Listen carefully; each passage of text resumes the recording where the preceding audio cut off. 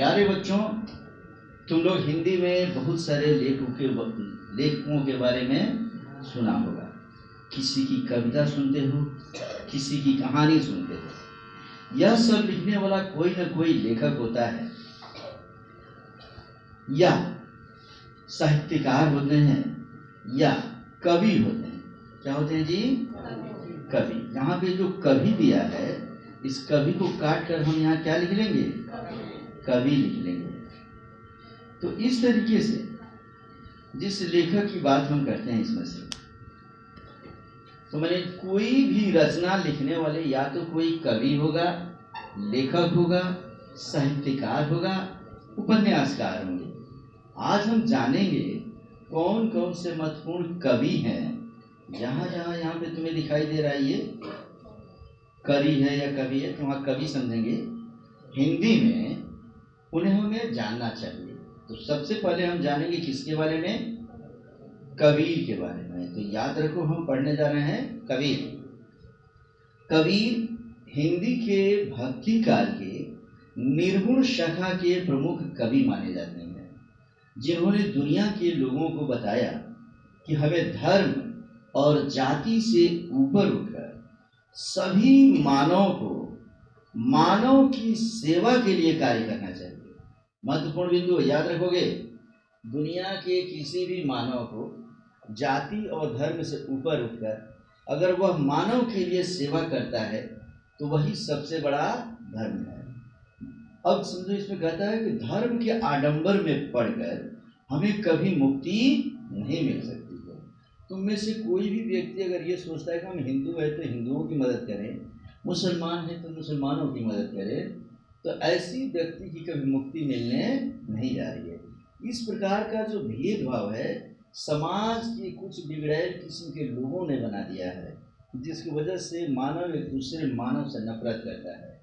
तुम्हारा पड़ोसी अगर हिंदू हो या मुसलमान हो, सिख हो या ईसाई हो, तुम्हारी तबीयत खराब हो जाए, तुम्हारे घर में आग लग जाए, तुम्हारे घर में कोई आफत पड़ जाए, तो वही व्यक्ति सबसे पहले दौड़कर आएगा।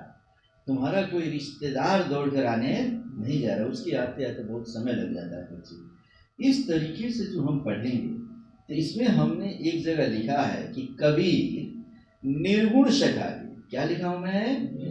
निर्गुण शाखा के प्रमुख कवि है। तो दो चीजें हम जानेंगे कि निर्गुण और सगुण में क्या अंतर है। निर्गुण शाखा किसे कहते हैं और सगुण शाखा किसे कहते हैं।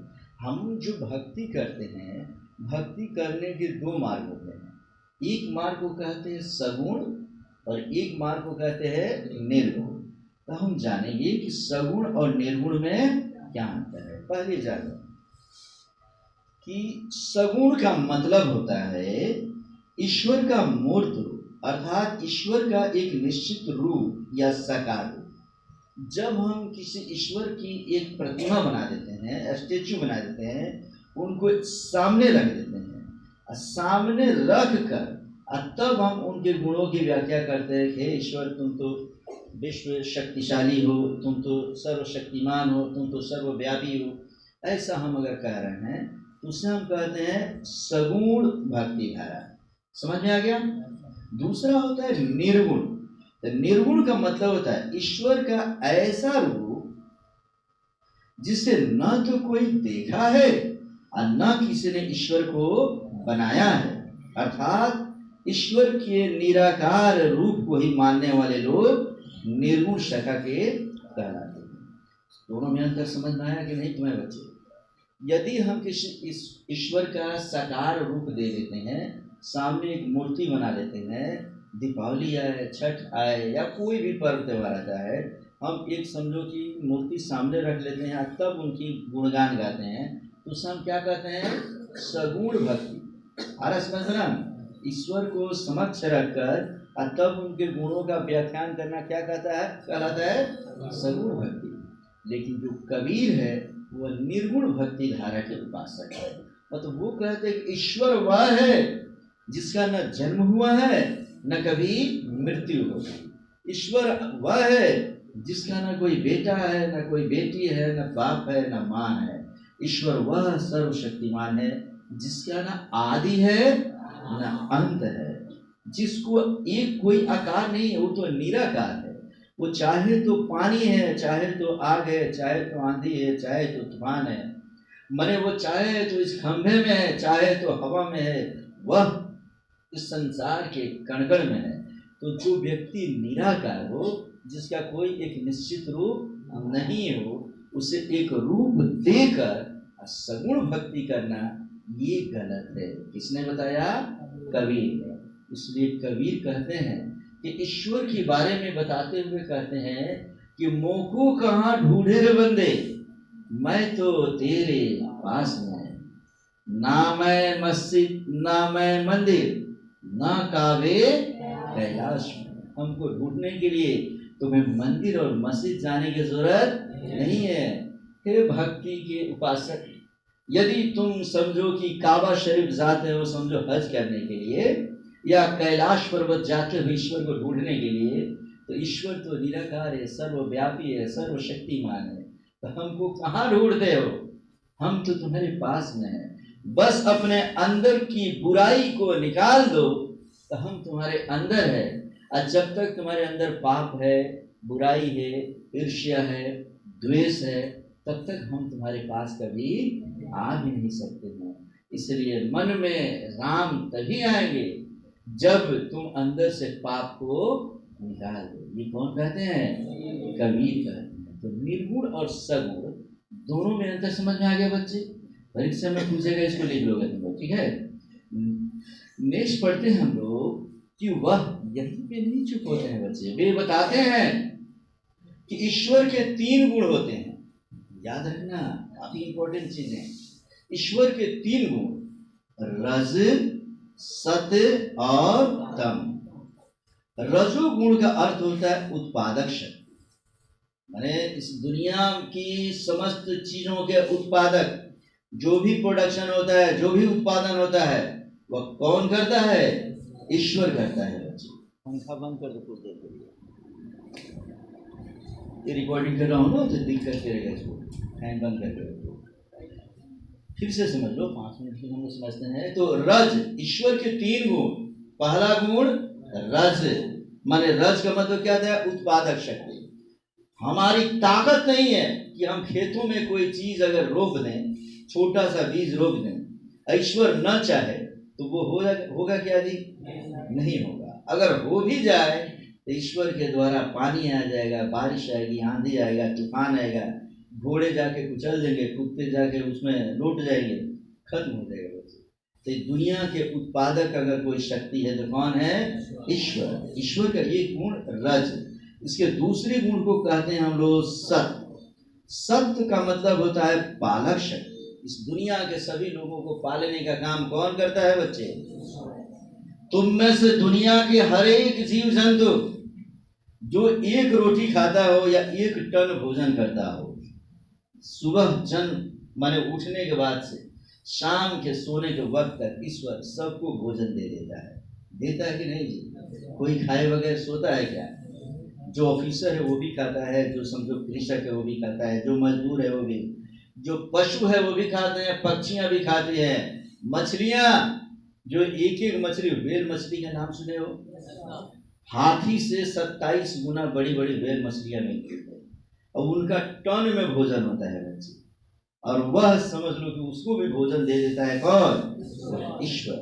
ईश्वर सबका पालनहार है बच्चे, वो सबको पालता है। और तीसरा होता है इसका तम। तमोगुण का अर्थ होता है विनाशक शक्ति। इस दुनिया के समस्त वस्तुओं का, समस्त चीजों का अगर विनाश करने वाला भी कोई है तो कौन है? ईश्वर है। ईश्वर चाह दे तो तुम्हारा कोई विनाश नहीं कर सकता। तुम देखते हो गोली मार दी जाती है और तभी वो बच्चा क्या होता है? बच जाता है। लेकिन अगर गोली तो गोली है, टेबल से गिर जाओगे या मर जाओगे। तो ईश्वर चाह दे विनाश करना तो विनाश कर दे, ईश्वर चाह दे बचाना तो बचा दे। तो इस तरीके से ईश्वर के 3 गुण, रज, सत्य और तम, अर्थात हम इसे पढ़ेंगे, ठीक से जानेंगे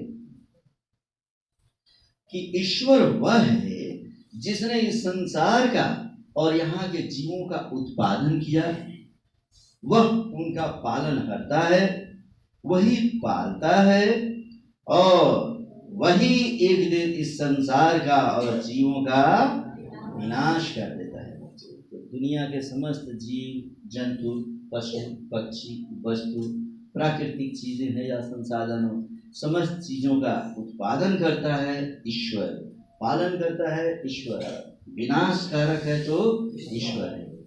अर्थात ईश्वर वह है जिसने न जन्म लिया है न जिसकी मृत्यु होगी। ईश्वर वह है जिनका न आदि है न अंत है। ईश्वर निराकार है, उसका कोई आकार नहीं है और वह सर्वशक्तिमान है, वह सभी जगह व्याप्त है। किसने कहा? कबीर ने। तो अगर कोई व्यक्ति पूछता है तुमसे ईश्वर कौन है तो बता सकते हो बच्चों? तो इस तरीके से ये फर्स्ट पैराग्राफ में ये ईश्वर के मैंने विचार को बताया, ईश्वर का नहीं बल्कि कबीर के विचार को बताया कि सगुण और निर्गुण। 12th क्लास पढ़ाते समय मैं तुम्हें बता दिया था कि ये निर्गुण शका के उपासक थे, लेकिन सगुण निर्गुण मैं ठीक से तुम्हें एक्सप्लेन नहीं किया था। मैंने बोला था कबीर को देख लो। अब तो कोई दिक्कत नहीं इसमें। अब इसमें मुख्य तौर पे हम समझेंगे क्या, अब कबीर के बारे में बहुत ज्यादा कुछ जानने की जरूरत नहीं है, लेकिन इतना जानो कि कबीर का जन्म कब हुआ था? 1398 ईस्वी में। इनके पिता का नाम नीरू तथा माता का नाम नीमा था। कहते हैं कि यह नीरू तथा नीमा को जंगल में मिले थे। समझ में आ रहा है? अर्थात वास्तविक तौर पे कबीर के माता पिता का पता नहीं चलता है, लेकिन नीरू तथा नीमा यह जंगल में लकड़ियां लाने गए थे तो उन्होंने एक बच्चे को देखा और वहीं उस बच्चे को लेकर ये अपने पास आ गए और अपना नाम उन लोगों ने उन्हें दे दिया। नीरू तथा नीमा ये जुलाहे थे। जुलाहा किसे बोलते हैं बच्चे? जो कपड़ा बुनता है उस जाति को हम क्या बोलते हैं? जुलाहा बोलते हैं। आज जो मुसलमानों में अंसारी बोले जाते हैं उन्हीं को जुलाहा बोलते हैं, भोजपुरी में जुलाहा कहते हैं। समझ गए बच्चे? तो कबीर का जन्म स्थान वाराणसी में माना जाता है और इन्होंने अपने प्रमुख रचनाओं में 3 सबसे महत्वपूर्ण रचना लिखी है। कितनी रचनाएं? और इस तरीके से जिसका नाम है साखी, शब्द और रमई। काफी इंपॉर्टेंट, स्टार लगा लेना इस पर और इसे याद कर लेना। यकीन जानो कि तुम्हारे परीक्षा में कोई भी कंपटीशन देते हो और ये ना पूछे इसमें से कोई हो ही नहीं सकता। कुछ ऐसा इंपॉर्टेंट क्वेश्चन है जो बार बार पूछता है तुम्हारे रिटन एग्जाम से लेकर मेन से लेकर इंटरव्यू तक में, या आम बोलचाल की भाषा में भी कोई पूछता है, ये तुम बताओगे। इस तरीके से अब कबीर की यदि हम बात करें तो कबीर ने 1 और 2 नहीं, कई दोहे उन्होंने दिया। पहला दोहा उनका क्या है बच्चे? मेरे साथ पढ़ो। पत्थर पूजे हरि मिले तो मैं पूजूं पहाड़, ताते तो चक्की भली पीस खाए संसार। मतलब कि कबीर कहते हैं यदि पत्थर पूजने से हरि मिल जाए, जैसे हम लोग छोटा सा पत्थर की मूर्ति ले लेते हैं या कहीं भी देखते हैं गोल पत्थर जिसको देखते हैं शिवलिंग बाबा लगते हैं शिव भगवान की पूजा करने, तो कहते हैं अगर पत्थर पूजने से अगर हरि मिल जाते तो मैं तो पूरे पहाड़ को जाकर पूछता कि मुझे जल्दी हरि मिल जाते। कहते हैं उससे तो ताते तो चक्की भली, उससे तो अच्छी वह चक्की है पीस खाए संसार। जिस चक्की से पीस कर गेहूं को जब हम पीसते हैं तो आटा हो जाता है, चावल को जब हम पीसते हैं तो चावल का समझ लो वो चावल का भी आटा होता है। उससे हम कभी इडली बनाते हैं, कभी डोसा बनाते हैं, कभी रोटी बनाते हैं, कभी पराठे बनाते हैं और उससे हम अपना पेट भरते हैं। कई लोग खाते हैं, पीते हैं, तृप्त होते हैं, शांति से सोते हैं। तो इस तरीके से उन्होंने कई सारी चीजें कहा बच्चे। कहा कि जाति न पूछो साधु की, बोलो पूछ लीजिए ज्ञान, मोल करो तलवार का पड़ी रहन दो म्यान। मतलब कि जाति न पूछो साधु की। तुम्हारे पास अगर कोई ज्ञान देने वाला व्यक्ति आता है, साधु आता है, संत आता है, महात्मा आता है, जो ज्ञानी है, जिसके ज्ञान से हमारी आत्मा तृप्त हो रही है, उसकी जाति पूछने की जरूरत नहीं है कि आप हे बाबा आप साधु मने हिंदू हैं कि मुसलमान है कि सिख है कि ईसाई है। वो चाहे किसी भी धर्म का हो, तुम्हारा गुरु किसी भी धर्म का हो, कोई संत किसी भी धर्म का हो, उससे मतलब मत रखो। पूछ लीजिए ज्ञान, ज्ञान पूछो। जो सीखना है ना तुम्हें, जो जो चीजें वो पूछो। क्लास में बैठे हो तो मास्टर साहब की जाति नहीं, उनसे हिस्ट्री पूछो, ज्योग्राफी पूछो, सिविक्स पूछो, फिजिक्स पूछो, केमिस्ट्री पूछो, इंग्लिश पूछो, संस्कृत पूछो, हिंदी पूछो। ये मत पूछ कौन जाति के हैं सर। आ रहा समझ में ना। कबीर कहते हैं कि जाति न पूछो साधु की, पूछ लीजिए ज्ञान। मोल करो तलवार का, पड़ी रहन दो म्यान। जिस म्यान के अंदर वो तलवार लगी रहती है बच्चे, वो म्यान कितना सुंदर है उससे मतलब नहीं है, वो दिखावटी है। क्या वो म्यान तुम्हारी रक्षा कर सकती है? जब भी रक्षा करेगी तो उसके अंदर की, तो मोल उस तलवार का करो जो उसके अंदर है। भले कागज से लपेट दिया जाए ऊपर का कवर, तो कवर को डिसलाइक ना करो बच्चे। ये मखमल में लपेटा हुआ तलवार है, बहुत स्ट्रांग होगा, ऐसा कुछ नहीं है बच्चे। मतलब कि यदि तुम कहीं पढ़ने भी जाते हो तो कोई बहुत बेहतरीन व्यवस्था में पढ़ा रहा हो और कोई झोपड़ी में पढ़ा रहा हो, लेकिन झोपड़ी में पढ़ाने वाला शिक्षक अगर अच्छा ज्ञान देता है तो उस शिक्षक का मोल करो, और न कि कोई बहुत बेहतरीन अगर वीआईपी व्यवस्था में पढ़ा रहा है और ज्ञान दे ही नहीं रहा है, तुम्हें घुमा रहा है गोल गोल, तो वैसी जगह का कोई मोल नहीं। समझ में आ गया बच्चे? उसी प्रकार इसमें बताता है बच्चे कि माला फेरत जुग भया, बोलो तो इसमें भैया की जगह गया रहेगा, ठीक है ना। फिरा न मन का फेर, कर का मन का डार दे, मन का फेर। अब ये सबका अर्थ मैं एक एक करके अगर बताऊं तो पता चलेगा, इसी में समय बीत गया है बच्चे। तो अर्थ तुम लोग इसका गूगल से भी ढूंढ लोगे, सब इसका एक्सप्लेनेशन दे रखे हैं। चलो तुम लोग सिर्फ बोल लो मेरे साथ में, अब मौका मिले तो इसे याद रखोगे। चलो बोलो। दुख में सुमिरन सब करे,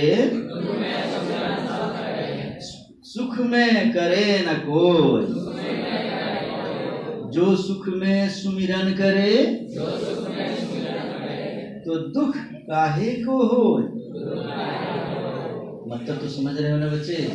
इतने योग्य तुम जरूर हो गए हो, अगर तुम जान लेते हो कि जब भी एकदम बढ़िया व्यवस्था होती है तो लोग आ जाते हैं, और दुख पड़ता है तो भाग जाते हैं बच्चे। तो कहता है इसमें अभी 5 सितंबर भी हम लोग मनाए हैं, उनमें से कई बच्चे भी आकर इसको बोले थे कि गुरु गोविंद दोनों खड़े,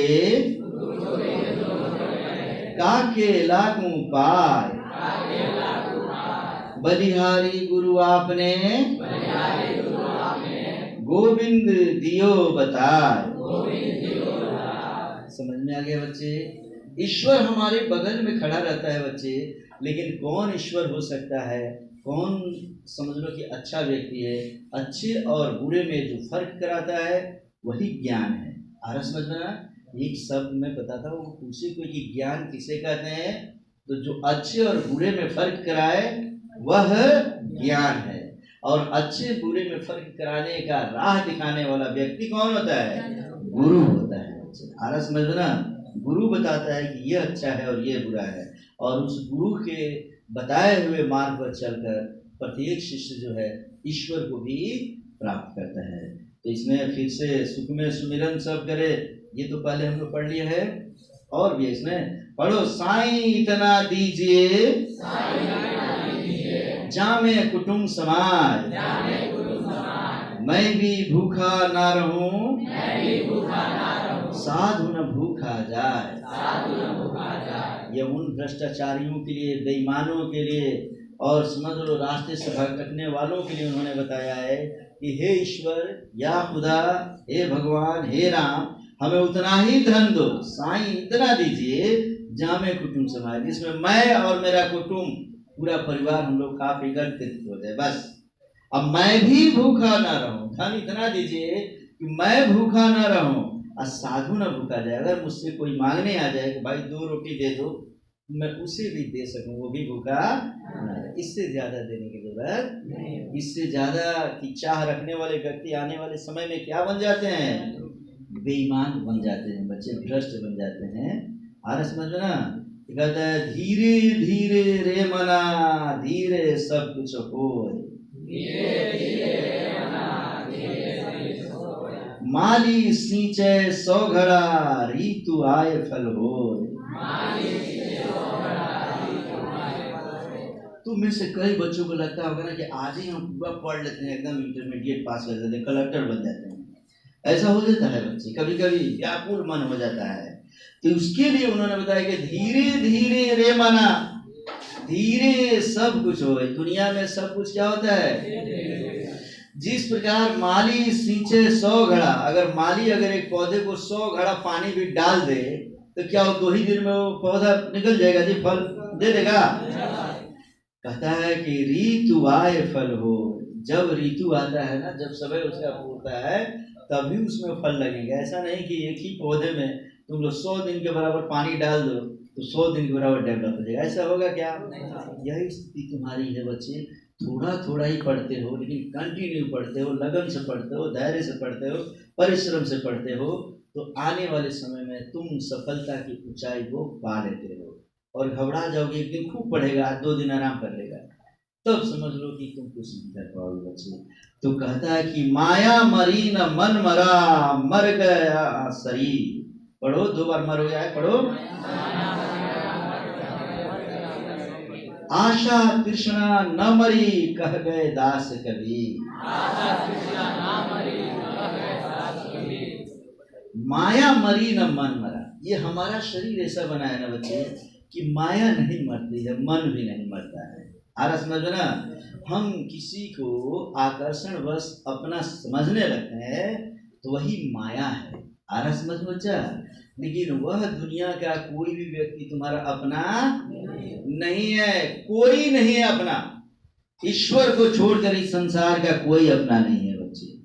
मैं बोलता हूँ ना, तुम्हारा भाई, तुम्हारा माता, तुम्हारा पिता, तुम्हारी बहन, और तुम्हारे कल के डेट में शादी ब्याह हो जाए बच्चे, तुम्हारे पुत्र पुत्रियां, कोई अपना नहीं है। सब माया के कारण एक दूसरे से जुड़े हुए हैं।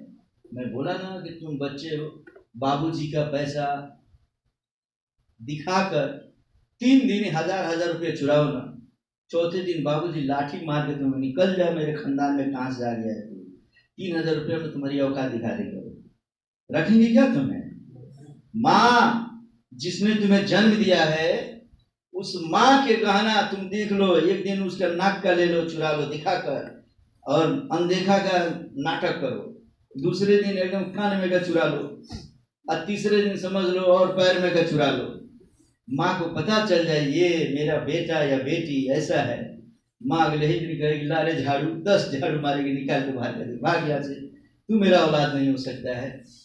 तो इस तरीके से बच्चे तुम कल के डेट में बड़े हो जाते हो, तुम अपने पिता को कमाकर अगर धन नहीं दे पाते हो तो वह पिता तुम्हें अपना नहीं मानेगा। तुम स्वयं, तुम्हारे पिता जो तुम्हें सब कुछ देते हैं, अगर तुम्हारे बाबूजी कल के डेट में कह दें कि बेटा कल से मैं तुम्हें खाना पीना नहीं दूंगा, जा, मैं तुम्हें पढ़ने के लिए पैसे नहीं दूंगा, लेकिन मेरे ही पास रहो, मेरी सेवा करो, करोगे क्या? तुरंत घर छोड़ के भाग जाएगा, तू मेरा बाप नहीं हो सकता है। आ रहा समझ में ना? निकल जाएगा। यही सच्चाई है बच्चे। तुम भूल जाओगे कि 15-20 सालों से पिताजी मुझे सब कुछ खिलाते पिलाते आ गए, पढ़ाते लिखाते आ गए, आज तक में कभी इन्होंने नहीं कहा, और 1 महीना के लिए अभी कह रहे हैं कि हम महीना दिन कुछ नहीं देंगे या आज से नहीं देंगे। तो 20 वर्षों का जो काम धाम है वह तुम लोग क्या करोगे? 20 मिनट में भुला दोगे। अब बाबूजी को छोड़ देगा, कहेगा दुनिया का सबसे खराब बाप मेरा ही है, जो मुझे भोजन नहीं देता और मुझे पढ़ने नहीं देता है। ये माया के मुंह को तोड़ने के लिए होता है बच्चे। इस तरीके से इसमें जितने भी कवि इसमें दोहे लिखे गए हैं बच्चे, उसको तुम देख लेते हो। लास्ट में एक तो पढ़ लो कि ऐसी वाणी बोलिए मन का आपा खोल, बोलो, और अन्न को शीतल करे आप शीतल हो। औरन की जगह औरों होगा, ठीक है ना जी। इसको समझ लो ठीक से। बोली जब बोलना ही है तो ऐसा बोली बोलो कि मन का आपाक हो, तुम्हारे मन में भी थोड़ी सी क्या मिले, शांति मिले। आ रहा समझ में ना। सुव्यवस्थित होकर शब्द बोलो, औरों को शीतल करे। बोलते हो तो सामने वाला भी थोड़ा खुश हो जाए और आप बहुत शीतल हो, तुम्हारे मन में भी शांति मिले। अगर कोई मित्र आता है और यहाँ करे आ गया बैठ उधर, सोचो उसको तुरंत लगे कि मेरी बड़ी बेइज्जती कर रहा है, इतने के सामने हम गोरे बोला करते हैं बैठ उधर। और वही अगर कोई व्यक्ति क्या जी अरे आ गए, अहो भाग्य हमारे कि आप मेरे यहाँ पधारे, आइए विराजिए, स्वागत है आपका। शब्द ही ना हमें चेंज किया, लेकिन वो व्यक्ति कितना खुश होगा। अगर कोई कहता है कि भाई हम तुम्हारे यहाँ कल आने वाले हैं, और तुम बोलोगे ठीक है आ जाओ, और तुम कहते हो कि आइए ना आपका स्वागत है मेरे यहाँ, तो देखो कितना खुश होगा, अरे मेरा स्वागत होगा वहां जाऊंगा। तो भाषा बोली ही मात्र बदल देना है ना बच्चे, और उसी से देखो क्या रखा है इसमें, कुछ पॉकेट से खर्च तो लग नहीं रहा है। इतनी शांति हमें भी मिलती है और उसे भी मिलती है बच्चे। इसीलिए ऐसी वाणी बोलिए मन का आपा कोई, औरों को शीतल करे, आप हो शीतल होए। इस तरीके से हम